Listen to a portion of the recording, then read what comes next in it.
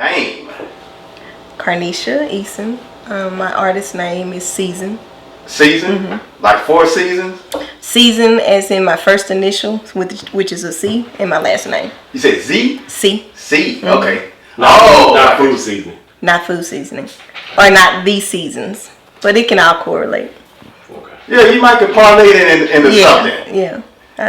Okay, so you born and raised here? No, I was actually born at LSU. I was raised in Mount Pleasant, Texas. That's where my mom and my dad were married, and then I moved to Bradley, Arkansas at the age of 2. My grandparents raised me after my dad passed away when I was 2 years old. Oh, okay. Yeah. Okay, so you wasn't really in Texas that long? No, not at all.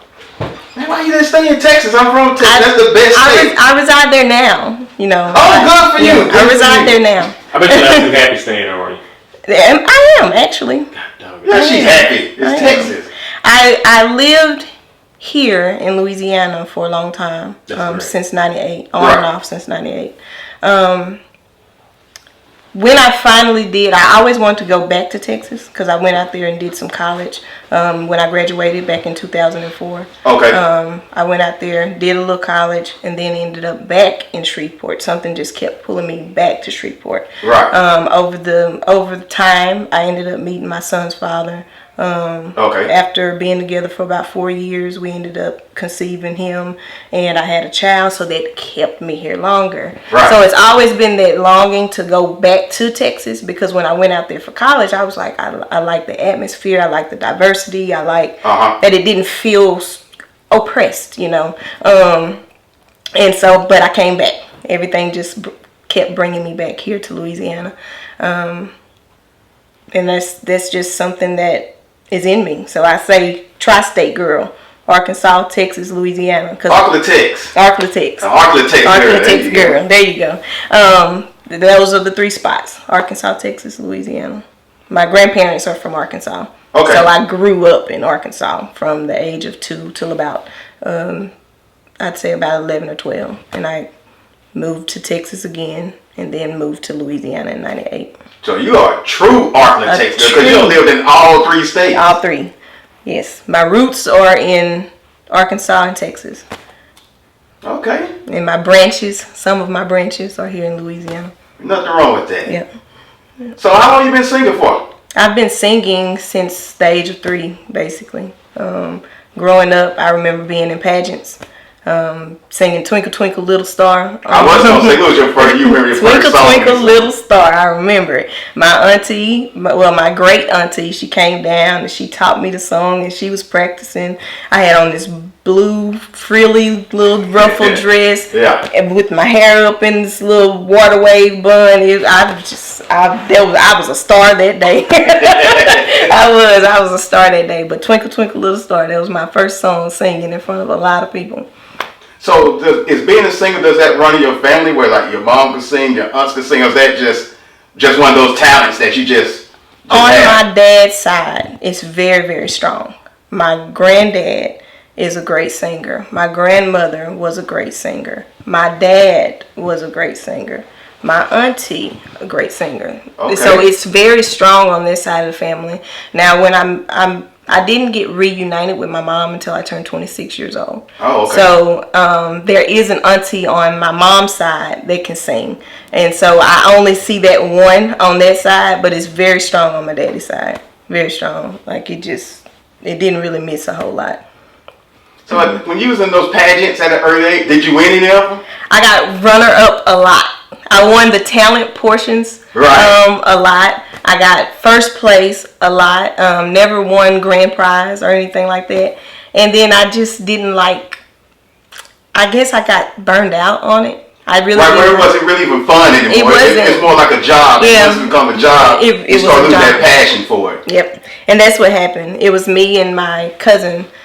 We grew up like sisters, and we were together in those pageants. Just, you know, she won a lot. She won. She was younger. We're like 6 years apart. And so she won all of the baby competitions and stuff like that. But we both got burned out of it when we got older, you know. I guess I got tired of having to put on this smile when I might not even be in the mood to smile. but I gotta smile. I gotta go out here and act. It at a young age, it just started to feel so superficial, and I didn't even know what superficial was. Cause one time I was in Houston, we was down there to do interviews, and we was at the DoubleTree, but we didn't know there was a pageant going on that same weekend. And you could see the little girls, their parents was in the corner and making them rehearse and making them walk back and forth. Like, no, you stepping too fast. You're using your tongue. I was like, God, they was like 4 years old. They would put Vaseline on our teeth to keep our smile, so we won't be, so we won't drop our smile. Having to stand at an angle, have our feet positioned a certain kind of way. It just was like, I could be doing something else. I could be daydreaming. it was shocking because I think she was 4, and I kind of was talking to her, and she was kind of speaking like proper English, and kind of, I was like, God, I couldn't imagine having all that stress on me at the age of 4 or 5 years old when I should be outside playing and, at park football and things like that. But okay, so you got pageant experience. I got pageant experience. I guess I can appreciate it now. Right. I have an appreciation for it because I see how all of these things that I experienced at a young age kind of shaped me and gave me some of the tools that I need, and when I stepped into my purpose. Right. So I see how I needed that, how I needed to be in this environment at this time, how I needed these particular things to take place because it was all growing me to this very moment in time. So I can appreciate a lot now that I couldn't then. So we get the middle school, high school, you're out the pageant phase. Were you like in the school choir or anything like that? In and out. A lot of the schools that I went to, their music program was struggling. Okay.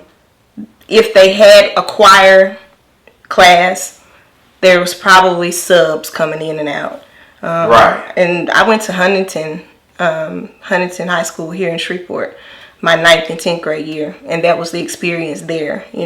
We had this one teacher though that came through, and I cannot think of her name, but she was a black lady, and she came through and she wrangled their class in shape because she knew that we really didn't want teachers because it was like a free period at that point. I did because I wanted to be singing, but everybody else was like, nah, we cool, we want this free period.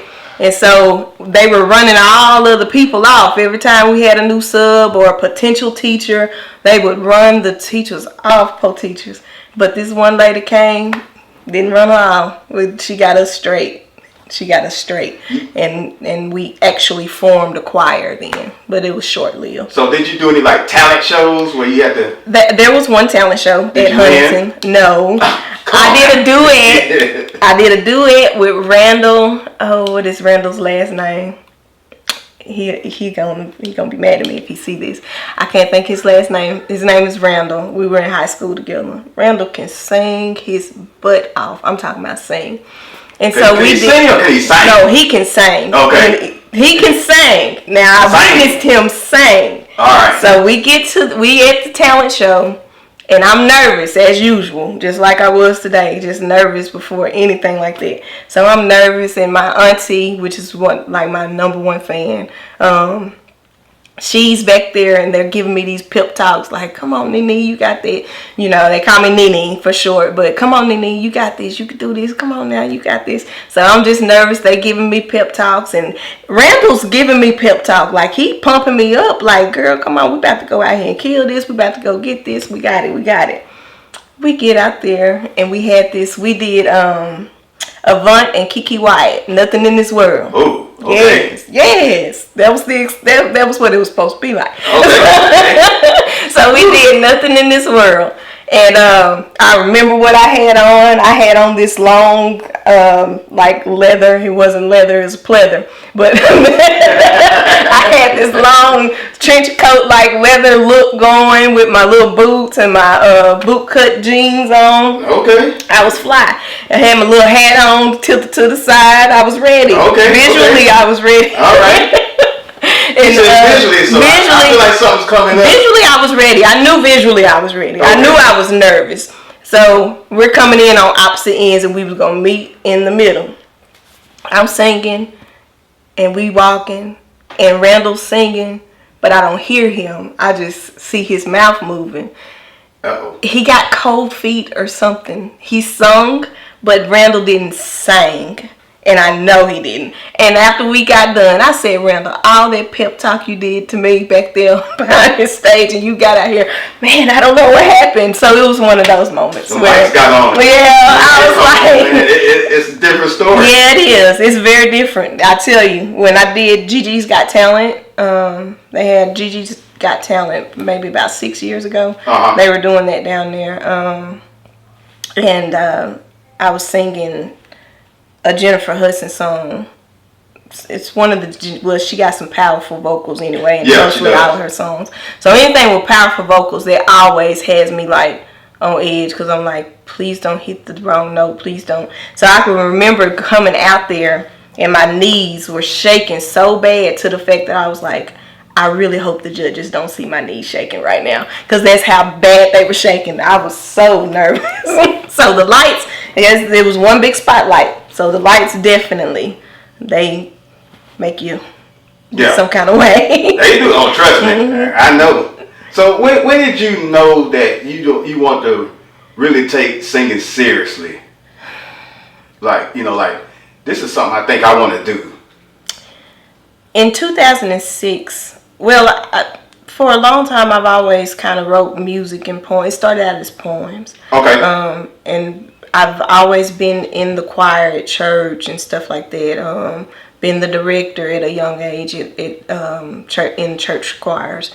And so I started writing at a young age, but never really thought about the recording aspect of it. 2006, though, is when I really wanted to record something so I can hear what this sounds like, so I can hear the music that I'm making in my head. And it was Elite Squad Productions. His name is Adrian Carter. Okay. That's the first studio. He had it over there off of Mackey Lane, where Lowe's is. Those little office buildings that sit right next to Lowe's. That he had his little studio up there, and I've always. It seems like I've always tried to be attached. That I needed to be attached to somebody else. I wasn't fully ready to be a solo artist, because I was always trying to collab with people, or I was always trying to be in a group with someone, do something collective. So it was me and a cousin, my cousin Christina. We decided to form this little duet called Night and Day, because it stemmed from We Are Different, but she's a heavily melanated woman, and I was a lot lighter, so we called it Night and Day. And we recorded like 4 songs in Elite Squad Productions, and they sounded so good. The sound was so good. I didn't have the business knowledge that I have now, though, so I didn't know what's my next step, So from 2006, hearing the music and hearing what it sounded like, and knowing the potential of where this could go, then I got determined to learn the back end. I wanted to learn the stuff behind the scenes. What goes into this? What really goes into this? I don't want to chase a record deal.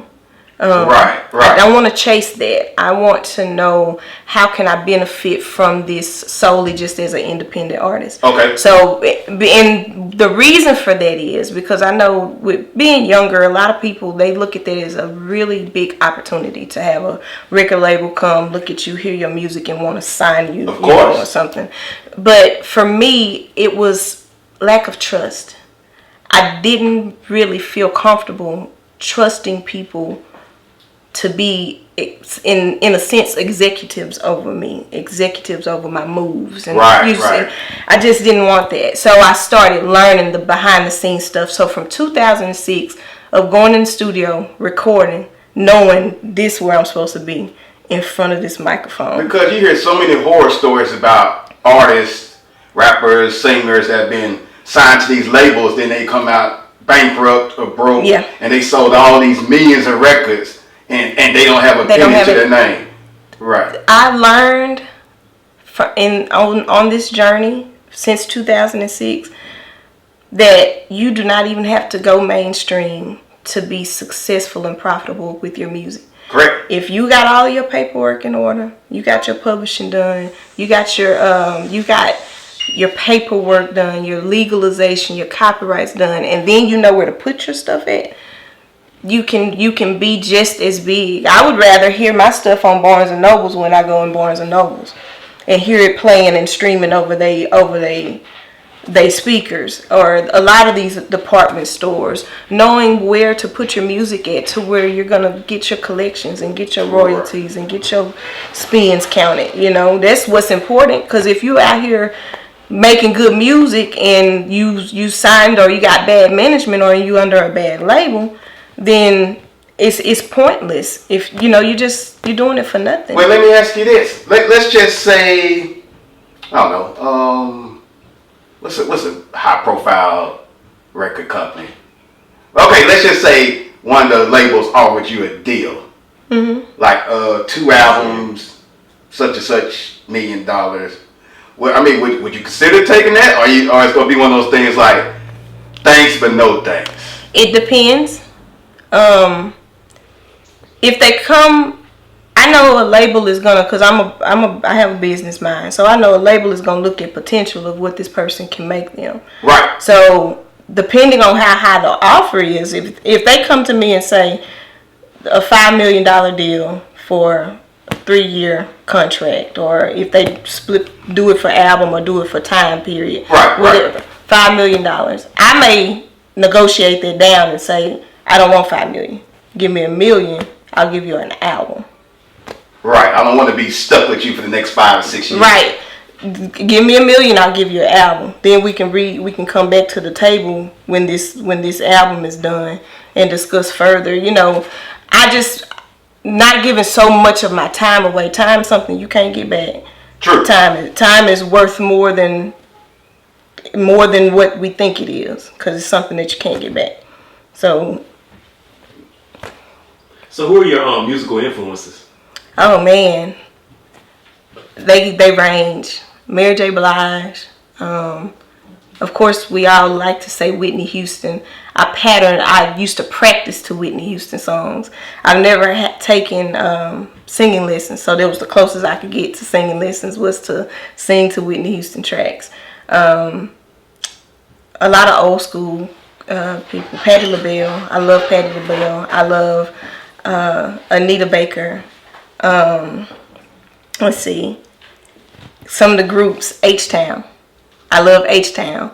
I love Bone Thugs and Harmony. Okay. And New Waves. I like the New Waves. I like that they came back out with New Waves. Bone Thugs and Harmony. It's just, it ranges. I like music that speaks. I like rap. I like country music. I like all kinds of music, but it's the substance that I look for. So if they have good substance, and if they have a moral to their story, and it's something that's food, I'm probably gonna listen to it. Okay, so people who have heard you before, have anyone been comparing you to anyone, like you sound somewhat like this person or that person? Lately, and I think it's not so much as just sound, I think it's just the aura and everything. It's been Jill Scott. So that's lately what I've been hearing a lot of. Several people say that. That's an excellent comparison. Yeah. So Jill Scott? Jill Scott is what people say that I put them in the mind of whenever they hear me or see me, you know, moving and operating in my element. I say Jill Scott and with a mixture of a little bit of Floetry. Floetry. Okay. Yeah. I like them. Yeah, I like them too. Now I'm gonna ask you something. Would you mind giving us a little sample of it? Okay. No, I don't mind. You back there tickle. Let's see. You're looking at a woman who's been broken, and you're looking at a woman who's been scorned. You're looking at a woman who almost lost everything, and you're looking at a heart that once was torn. But if you keep looking, if you just keep looking beyond the scars, then you will find strength in her life, and you will find vision behind her side. Yeah, you looking, but what are you looking for? 'Cause she may have fallen a million times, but she won't stop until she gets it right. I see you looking, but what if you're looking, you will find her divine. I messed up the last words, but that's something I'm working on. You know what? I had my eyes closed because I wanted to try to envision who could that be. I don't know why I was thinking Kelly Price. Really? I like Kelly Price. I don't know, I was thinking Kelly. She's a very powerful singer. Right. Soulful. Right. I'm a lyricist. Aha. Yeah. So I don't know, I guess it sounded like a Kelly Price song. I don't know, I'm a big Kelly Price fan. Yeah. Yeah, you like Kelly Price. Oh, that was good. Thank you. Excellent. Thank you. Excellent. On the spot. I'm nervous. Yeah. On the spot. Yeah. Very on the spot. Hey, because you know, people in the business, labels and stuff, that's what they do. Yeah. Oh, you sound like that? All right, hit it. Let's see. Let's see. Let's see. Let's see. That was good. Thank you. That was good. That came out of Texas energy.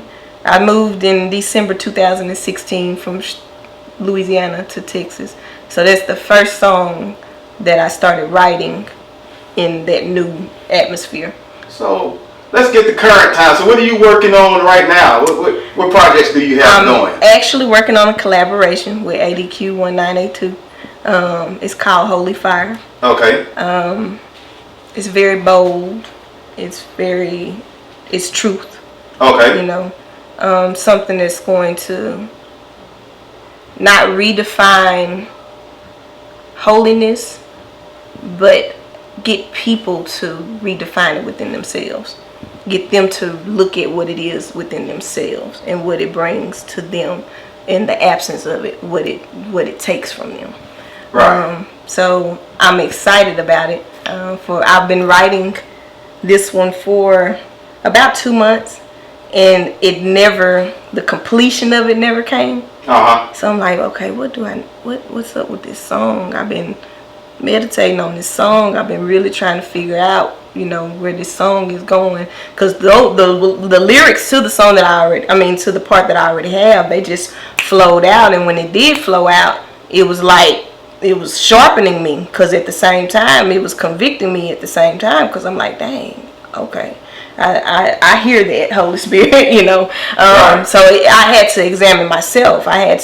So it was something that ministered to me first. And that truth and digging deep, going deep down in there, that is what I want to inspire people to dig for. Not to say this is how you have to live, but to make people dig all the way down deep, because that's where deep healing come from. That's why people keep on regurgitating the same stuff, I believe. That's why I kept regurgitating the same things. That's why I kept hitting the same roadblocks and the same walls. It's because I wasn't going deep enough. And so that's what I'm hoping that Holy Fire does, that it just sparks like a wildfire. Okay, so we know that you've collaborated with ADQ before with Black Lives. So what was that experience like? It was an awesome experience. Even with the timing that Black Lives Matter came in at, with everything that was going on and the movement that was going on, it very much matched where I was, what I was embracing in my life, how I was evolving in my life. So Black Lives Matter came at a good time. It came at a good time for me to be able to speak a part of a truth that I wanted people to see about what I stand for, what I believe, giving them a glimpse of this is what I'm passionate about, Black Lives Matter. It was a great song. It was a good collaboration.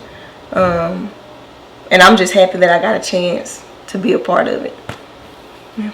Cool. So y'all shooting a video to this new song? Yes. Yes. Yes. Because what, media outlets like myself and Social Goats, we love visuals. I know we love visuals. We love to put artist stuff out there. We like to break artists. We like to be the first ones to release stuff. Yeah. So I'm glad that y'all doing a visual to it. This is gonna be my first time launching Ceason to this degree where it's coming with a full package. So this is me stepping out truly and to be exposed wholeheartedly, right? You know, versus just dropping a little sprinkle of sound here and there. Hey, what y'all think it is? This is, it don't matter what y'all think of it, but here I am. So, and free game. Yeah. Even when you're not dropping visuals, fans, media, we like to see behind the scenes stuff. Like to see when you with, you know, the kids or with the family. Right. We're visual, very visual. The world's become very visual. Yes, it is. So when you get a chance, when you're riding, you can go live for a couple minutes, let people know what you're doing. I mean, we like that kind of stuff. Okay. And that's what's gonna spread you out even further. I got you. They want to know who Ceason is. That's true. They want to know what you do, what you think. I know it sounds invasive and kind of nosy, but I mean that's the social media society that we live in today. Yeah, I know it. I'm getting better. I am a private person. But I know I'm very private. So finding that balance between being sociable and still remaining private, you know, keeping your privacy. That's something that I've been working on over this last year, trying to, what's your balance, Nisha? So I've been more active on social media. I've been figuring out how to work, you know, certain things and what level and what degree to do certain things on. But for the most part, I'm a positive person. I'm a light worker. So I'm always sowing peace and light and love. So for the most part, I'm just being transparent anyways and putting that. So. And also make sure you got a Facebook artist page. Yes. That way, we could go find your stuff like right here. Okay. You're accessible. And then if we make a post, we also like to tag the artist in there versus their actual page. Right. So yeah, I think I see that a lot where artists gonna have a actual Facebook artist page, and it makes it hard to. I have one, but here's the thing. Okay, what you got? And I'm guilty of this. Okay. Sometimes I'm not on social media that much. Right. So when I do check it, I have all of these invites to all of these pages. Right. I don't take the time to click on each one and accept the invite or like the page. So it's a lot of my friends. I have like 5,000 friends on Facebook. Right. A lot now. How many of those are organic? I'm not sure.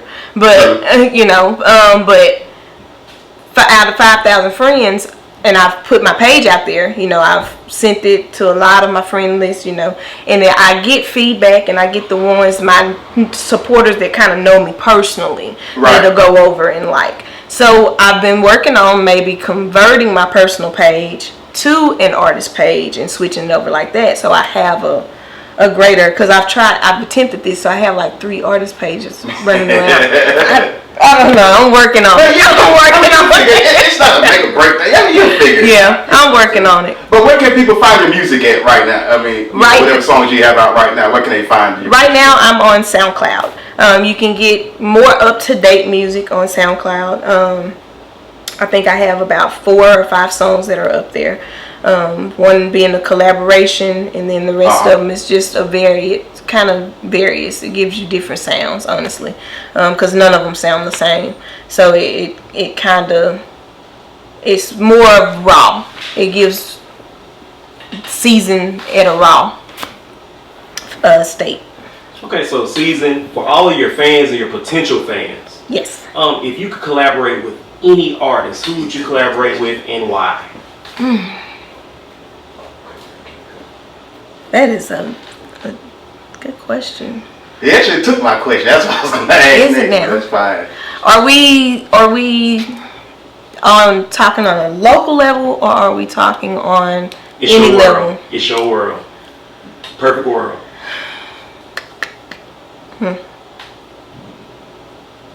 Your choice. Anyone. I would like to collab with Common. I can see that. Yeah, I would like to collaborate. I would like to collaborate with Common. I would, most definitely. I would like to collaborate with Lauryn Hill. Oh yeah, one of my other favorites. Yeah. I can name a few now that I named those 2, but I would like to collaborate with those two. Those are like your biggest two if you had that wish list. Yeah, right. I would like to go through the process, and I'm not talking about I'll send this track over. I want to experience them. Like I want to be, I want to be in that creative. Yeah, I like that most of all. I don't like the informal. Okay, we'll just I'll lay it down and then I'll send it over and you do your part and da da da da. I like the organics of coming together and creating something off of the energy that's there and present. It gives it life to me, I think. Yeah. So where can people find you at, and give out your social media handles? Well, I am on Instagram at her_unknown_love. Okay. It's her_unknown_love. Facebook, I am Nisha Ceason on Facebook. Okay. Ceason, I have an artist page, Ceason, on Facebook, Ceason. And that's it. That's all I have. With the C. Ceason. Ceason. You can go and look me up on Facebook. You can search Ceason Music, hashtag Ceason Music. You'll find posts that I've made there also. Yes. Any shout outs? Shout out to all of the people who've been with me on this journey since I began. Everybody that I've met and come into contact dealing with this music. A lot of great artists that I met in Shreveport alone. I got my start here, so shout out to all of the people I've worked with, the producers I've worked with, the people I did tracks for and collaborations with. Thank you, honestly. Thank you all, and my family and my friends that have supported me. Yeah. All right, and we're looking forward to hearing some future tracks from you and your video. Yes, I'm looking forward to that myself. Collaborating with dope artists like ADQ. That's I know how he is. I know how he works, and he doesn't never put out anything that's half stepping. Right. So I'm ready to hear it. I can't wait. Like we record today, so I'm excited to get in the studio. I haven't recorded in 2 years. It's been 2 years, maybe over. So it's time. It's a release coming, and I know it, and I'm just like. Take the wheel. Well, we pulling for you, Thank myself, you. And D Will from Social Ghosts. Thank you. We pulling forward, and we looking forward to great stuff from you. Yes, thank you so much. There it is. All right. Holla, holla, holla.